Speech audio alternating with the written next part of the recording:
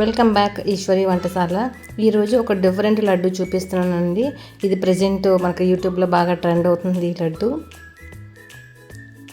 లడ్డు అనేది చాలా టేస్ట్గా ఉంటుంది. ఎంత సింపుల్గా చేసుకోవచ్చు. ప్రాసెస్ చూపిస్తాను రండి. ఒక కప్పుతోని రవ్వ తీసుకున్నాను. ఇది ఉప్మా రవ్వ అంటారు, సూజీ రవ్వ అంటారు. ఇది బాగా వేపుకోవాలండి.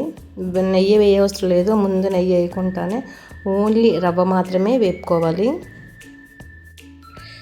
మనం సూజీ రవ్వ ఏ కప్పుతో తీసుకున్నామో అదే కప్పుతోని వేపించనపప్పు అంటామండి. ఇది చట్నీ చేసుకుంటాం కదా, పుట్నాల పప్పు కూడా అంటాము. మనం వేపుతున్న రవ్వలోనే ఆ పప్పు వేసుకోవాలి. ఎందుకంటే ఆల్రెడీ పప్పు అన్నది ఎప్పుడు కూడా వేగి ఉంటుంది కాబట్టి క్రిస్పీగానే ఉంటుంది. జస్ట్ వేడి చేసుకోవడం కోసమని రెండు కలిపి బాగా వేపుకోవాలి. ఈ రెండు కూడా కలిపి వేపేటప్పుడు మంచి అరోమా వస్తూ ఉంటుందండి. అలాగే వేపిన దాన్ని ఒక ప్లేట్లో వేసుకొని చల్లార్చుకోవాలి. దీనికోసమని ఒక కప్పున్నర బెల్లము తురిమి పక్కన పెట్టుకున్నాను. దీన్ని తాటి బెల్లం అంటారండి. హెల్త్కి చాలా మంచిది. చల్లారిన తర్వాత మిక్సీ గిన్నెలో వేసుకొని, నేను చాలా తక్కువ క్వాంటిటీలో చేశాను కాబట్టి మొత్తం అంతా ఒకేసారి వేసేసాను, పౌడర్ చేసేసాను. ఇందులో ఒక రెండు మూడు యాలకులు వేసుకొని మిక్సీ పట్టుకోవాలి.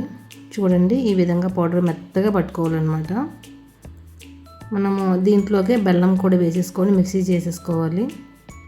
కప్పు కొలత పెట్టుకున్నాం కదా, కప్పుకి కప్పున్నర చెప్పున బెల్లం వేసుకుంటున్నాను. ఇది తాటి బెల్లం కదా, స్వీట్ అనేది తక్కువ కూడా ఉంటుంది, హెల్త్కి కూడా చాలా మంచిది.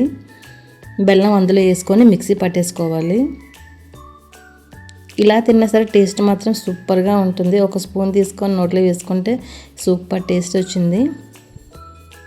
ఇలా పట్టుకుంటే ముద్ద అయిపోతుందండి. అలా రావాలన్నమాట. బెల్లము ఆ మూడు సరిపోయేలాగాన. ఈ మధ్యలోనే కొద్దిగా నెయ్యిని తీసుకొని వేడి చేసుకుంటున్నాను పక్కన. ఈ గుంటలో చేసుకొని మరిగించుకుని నెయ్యిని వేయాలి. ఇందులో నేను ఆవు నెయ్యి వాడుతున్నానండి, ఇంట్లో తయారు చేస్తున్నాను. నెయ్యి అన్నది చాలా వేడిగా ఉంటుంది. జాగ్రత్తగా కలుపుకోవాలి.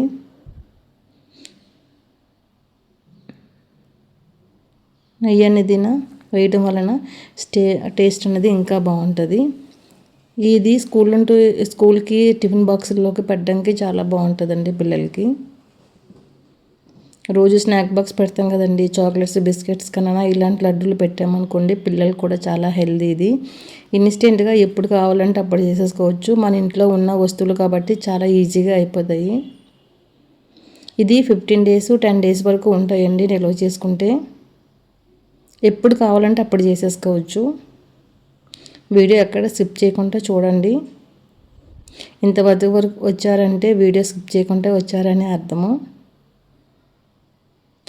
ఈ లడ్డులన్నీ అలా చుట్టేసుకున్నానండి. చూడండి లడ్డులన్నీ ఎలా వచ్చాయో. ఇలా పట్టుకుంటే ఇరిగిపోతున్నాయి, నోట్లో వేసుకుంటే వెన్నలా కరిగిపోతున్నాయి. ఒకసారి మీరు ట్రై చేసి ఎలా వచ్చాయి అందులో నా కామెంట్ సెక్షన్లో చెప్పండి. చాలా టేస్టీగా ఉన్నాయి.